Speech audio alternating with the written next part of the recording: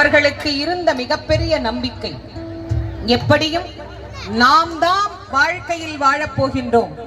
சின்னஞ்சிறு பாலகன் என்று முருகனின் உருவத்தை குறைவாக எடை போட்டு ஒரு குழந்தையாக முருகப்பெருமானை நினைத்துக் கொண்டு போர்க்களத்தில் புகுகின்றான் தாரகாசூரன். இந்த தாரகன் என்பது ஏதோ இங்கு நம் கண்முன்னே பார்த்து கொண்டிருக்கின்ற ஒரு உருவம் மட்டுமல்ல, நம் ஒவ்வொருவரின் மனதிலே இருக்கின்ற மாயை.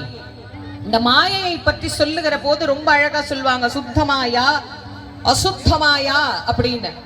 இது எவ்வகையான மாயையாக இருந்தாலும் முருகப்பெருமான் முன்னாடி வந்தா அத்தனை மாயையும் அழிந்து போய்விடுமா.